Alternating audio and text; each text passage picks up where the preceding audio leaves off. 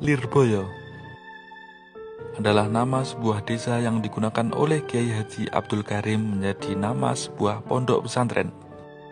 Terletak di barat Sungai Brantas di lembah Gunung Wilis, Kota Kediri.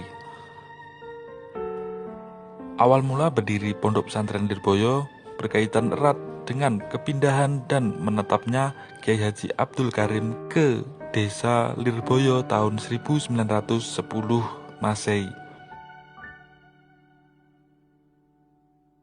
Sejarah berdirinya pondok pesantren Lirboyo erat sekali hubungannya dengan awal mula Kiai Haji Abdul Karim menetap di Desa Lirboyo sekitar tahun 1910 Masehi. Setelah kelahiran putri pertama beliau yang bernama Hannah dari pernikahannya dengan Nyai Khadijah, yaitu putri Kiai Soleh Banjarmelati. Perpindahan Kiai Haji Abdul Karim ke Desa Lirboyo dilatar belakangi dorongan dari mertuanya sendiri yang pada waktu itu menjadi seorang dai, karena Kiai Soleh berharap dengan menetapnya Kiai Haji Abdul Karim di Lirboyo maka syiar Islam lebih luas. Di samping itu, atas permohonan Kepala Desa Lirboyo kepada Kiai Soleh agar berkenan menempatkan salah satu menantunya di Desa Lirboyo. Dengan hal ini, diharapkan Lirboyo yang semula angker dan rawan kejahatan menjadi sebuah desa yang aman dan tentram.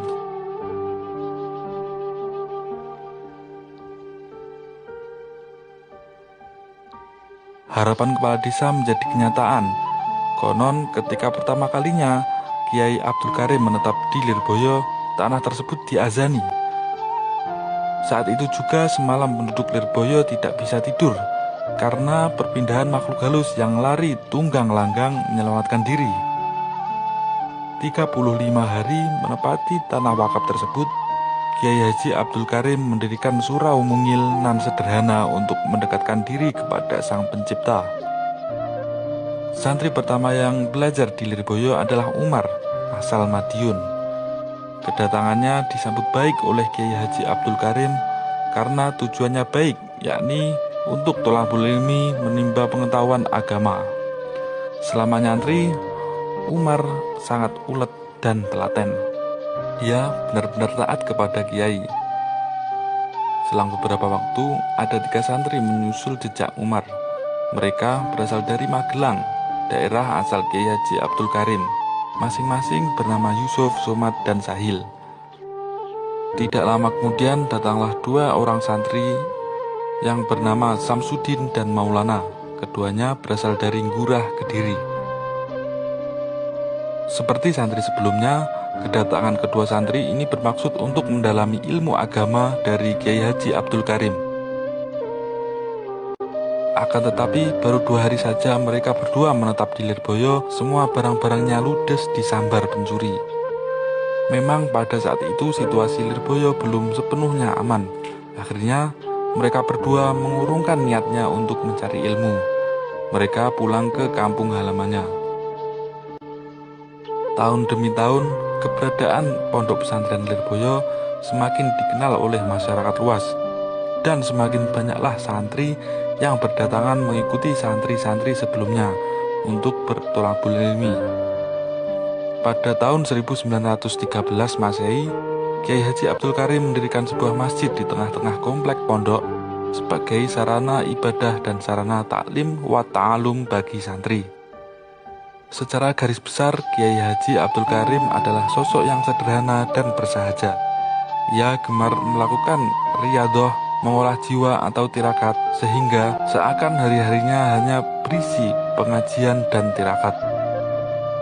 Pada tahun 1950-an, tatkala Kiai Haji Abdul Karim menunaikan ibadah haji yang kedua kalinya, sebelumnya ia melaksanakan ibadah haji pada tahun 1920-an. Kondisi kesehatannya yang sudah tidak memungkinkan, namun karena keteguhan hati akhirnya keluarga mengikhlaskan kepergiannya untuk melakukan ibadah haji. Dengan ditemani sahabat akrabnya Kiai Haji Hasyim Asy'ari dan seorang dermawan asal Madiun, Haji Khozin.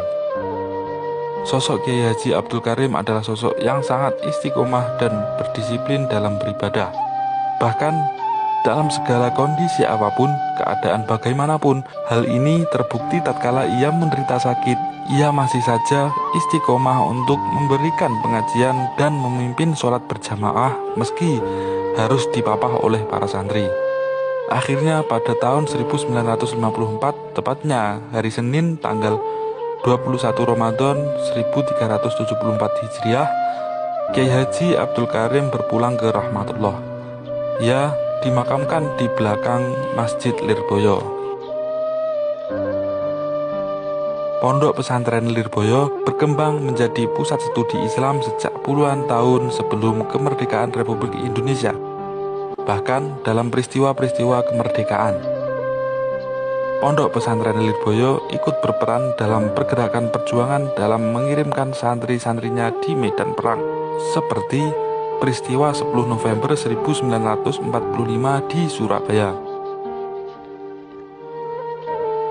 Sebagai pusat pendidikan Islam, Pondok Pesantren Lirboyo mencetak generasi bangsa yang cerdas rohaniah, juga smart intelektual, mumpuni dalam keberagaman bidang, juga keberagamaan Islam yang otentik. Pondok Pesantren Lirboyo memadukan antara tradisi yang mampu mengisi kemodernitasan dan terbukti telah melahirkan banyak tokoh-tokoh yang soleh keagamaan sekaligus soleh sosial.